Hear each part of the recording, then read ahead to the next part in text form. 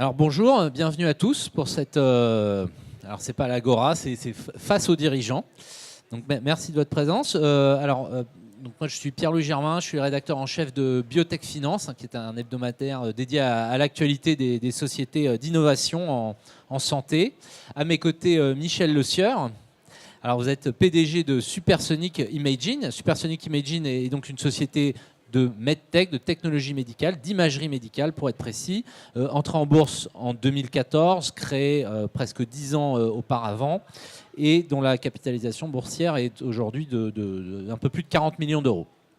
Alors, avant de parler de l'actualité de votre société, peut-être un mot sur votre technologie. Supersonic Imaging a mis au point un appareil d'échographie de nouvelle génération baptisé Explorer. Alors, qu'est-ce que cet appareil qui est déjà commercialisé, qui est déjà sur le marché, qu'est-ce qu'il apporte par rapport aux technologies existantes en échographie et en imagerie plus généralement ? Alors, effectivement, c'est une plateforme d'échographie classique, extrêmement rapide.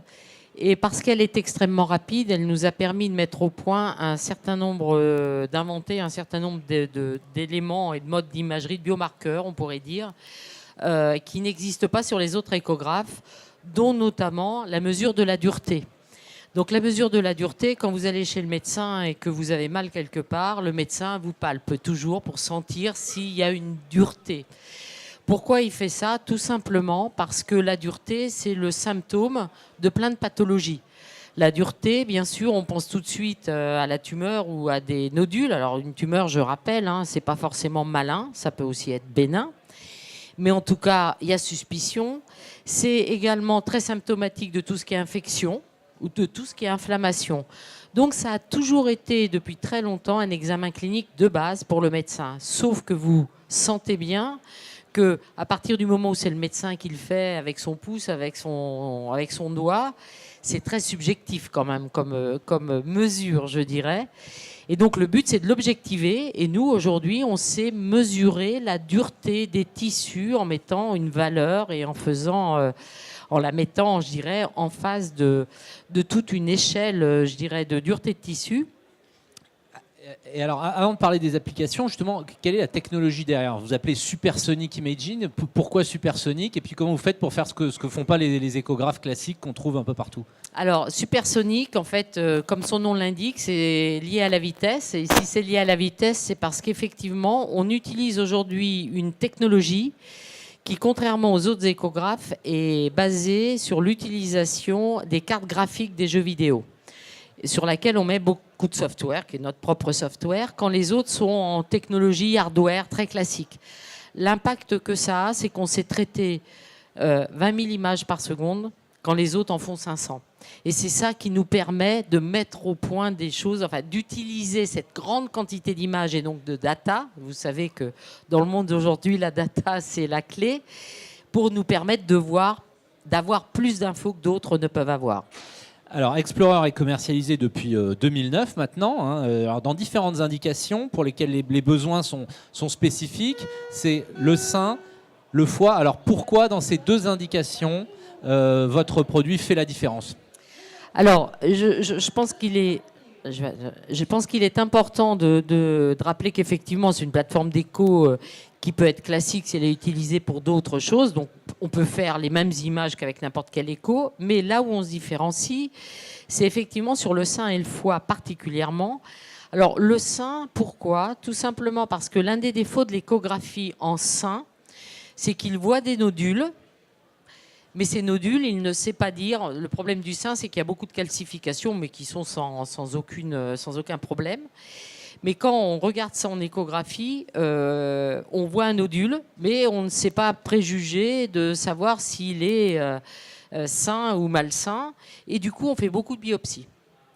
Grâce à l'élastographie, on peut baisser le nombre de biopsies inutiles de 47%. Ça, c'est suite à une étude clinique qu'on a faite sur plus de 2000 femmes.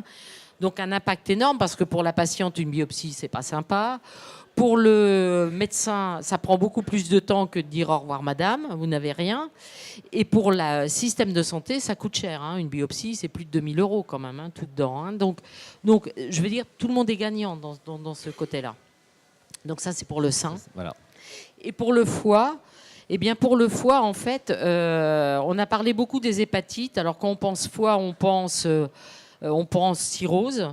Alors, souvent, la cirrhose, on l'attribue, je dirais, à l'alcool. Alors, la cirrhose est plus une étape dans la maladie du foie que liée à l'alcool. L'alcool pouvant être une des causes, mais pas uniquement.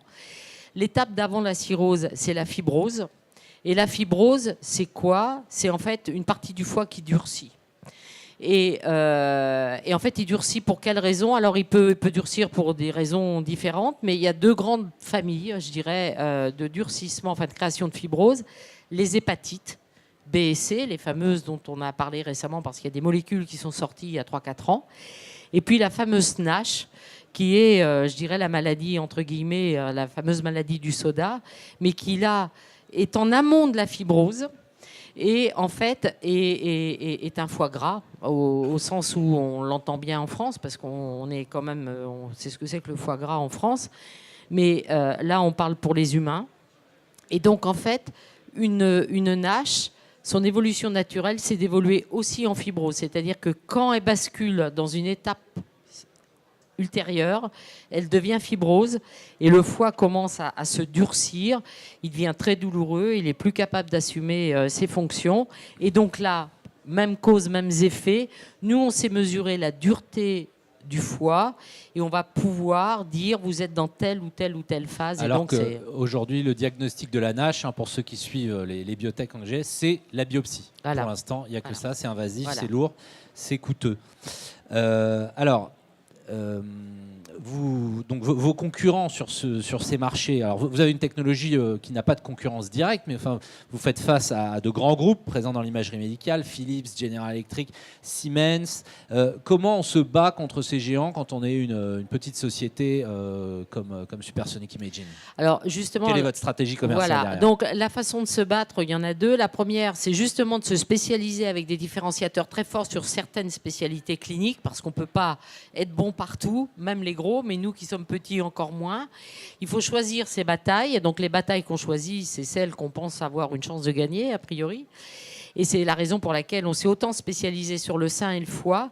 Et le but aussi, c'est à terme, de créer des outils qui vont aller directement chez ces fameux cliniciens, c'est-à-dire le clinicien du foie, les pathologues ou le gastro-entérologue, suivant les pays, le sénologue pour le sein, demain l'urologue pour la prostate. Pourquoi? Parce que ces gens-là ont besoin de faire un premier triage chez leurs patients. Ils ont besoin de pouvoir rapidement dire vous n'avez pas de problème ou vous avez un problème. Pour le patient pour lequel le clinicien détecte un problème, très probablement derrière, il va l'envoyer chez le radiologue pour faire quelque chose de plus complet. Mais ce premier triage, il est clé parce que c'est lui qui va permettre de pouvoir faire repartir facilement, sans encombrer des listes d'attente de radio, les patients sains.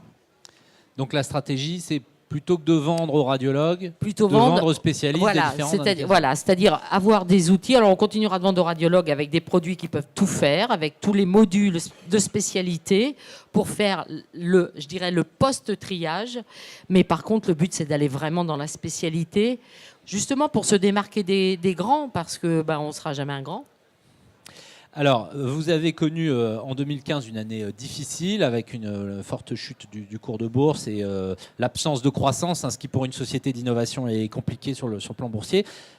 Vous êtes sorti de cette phase-là, 5 trimestres consécutifs en séquentiel de croissance. Alors voilà, comment vous en êtes sorti? Vous commercialisez votre produit aux États-Unis, en France, en Chine. Sur ces marchés clés, comment vous êtes sorti, je dirais, de la mauvaise passe? Alors, d'abord, je pense que la vraie mauvaise passe a eu lieu essentiellement aux États-Unis. On était avec un distributeur, pas un distributeur, c'était avec Hologic, qui vend des mammographes et qui vendait notre produit et qui a décidé d'arrêter de vendre des produits autres que leurs mammographes. Donc, ça a été très douloureux en 2015, d'où la mauvaise année 2015. En Chine, très beau succès. On a créé l'entité en Chine il y a 4 ans. Difficile la Chine. Très difficile la Chine, mais là je dois dire que c'est vraiment un succès dont l'entreprise est fière. Aujourd'hui, on a une équipe de 36 personnes en Chine et on a une très forte croissance en Chine. C'est vraiment la Chine qui est notre premier facteur de croissance. Aujourd'hui, la Chine, C'est un tiers de notre chiffre d'affaires, c'est notre premier pays. Et ça va être le premier marché mondial d'ici 3-4 ans, donc c'est quand même important. La France, je dirais on a démarré en France, c'est normal, c'est notre marché local domestique. On a une belle part de marché dans notre segment adressable, on a environ 13% de part de marché, ce qui est très très respectable pour une petite boîte comme la nôtre.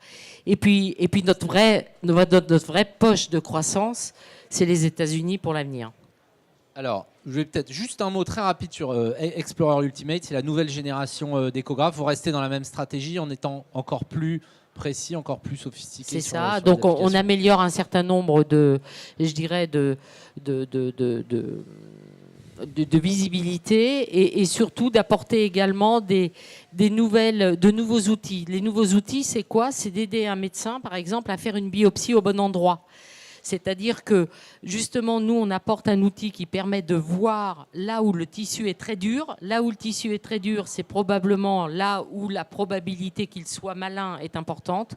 Et donc, on va aider, accompagner le radiologue pour faire sa biopsie juste à cet endroit-là, parce que c'est là où la probabilité est la plus forte. Alors, la société disposait d'un peu plus de 22 millions d'euros de trésorerie nette à la fin du mois de juin. Vous avez confirmé l'objectif qui est d'avoir un excédent brut d'exploitation positif en 2019. Qu'est-ce qui reste à faire d'ici là pour éponger les pertes, mettre fin aux pertes qui sont des pertes d'investissement et de développement, bien sûr, et être au break-even? Alors là, on est dans une phase où on termine le développement de la future génération qui sortira l'année prochaine. Donc là, on a une consommation sur l'année dernière et cette année, un besoin de cash important pour l'industrialisation de cette machine. Création, investissement dans les moules, les bancs de mesure et toutes ces choses-là. Donc ça consomme énormément de trésorerie et de financement. Ce produit va sortir l'année prochaine et le but, et on a commencé cette année, on réinvestit lourdement en marketing et en équipe de vente en Chine, en France et surtout aux US pour continuer cette croissance dans les années qui viennent avec une nouvelle plateforme. Alors, depuis l'introduction en bourse, comment ça s'est réparti? Il a fallu investir à la fois dans l'industrialisation, dans le process, et dans le marketing. Comment ça s'est... Aujourd'hui, vous rééquilibrez un petit peu peut-être un manque d'investissement dans le marketing. Je pense qu'aujourd'hui, on est typiquement dans un cas de figure assez classique qui est que on est sorti de la période start-up. On n'est pas encore dans la période PME, je dirais, positive. Et donc, on est dans ce qu'on appelle cette période scale-up, où on doit grandir et où là, c'est beaucoup plus compliqué de trouver des financements. Donc, à un moment donné, la société a été obligée de faire des choix dans ses investissements. Et le choix, ça a été de dire on doit investir absolument dans la future plateforme parce qu'on est une société d'innovation, mais du coup, on peut se permettre d'investir beaucoup moins dans sales and marketing. Et du coup, la croissance a été moins au rendez-vous qu'elle n'aurait pu l'être. Avec les aléas des partenariats. Vous avez levé des fonds cette année, vous avez fait une augmentation de... Voilà, on a fait une augmentation de capital au mois de juin de 11,5 millions. Est-ce qu'il faudra encore faire appel aux investisseurs? Est-ce qu'il faudra encore lever des fonds avant cet horizon? Je dirais que pour financer une croissance encore plus forte, oui, on aura probablement besoin de refinancer l'entreprise. Vous ne le cachez pas. Donc. Voilà. Très bien. Écoutez, on peut peut-être prendre une question ou deux dans la salle s'il y a un volontaire.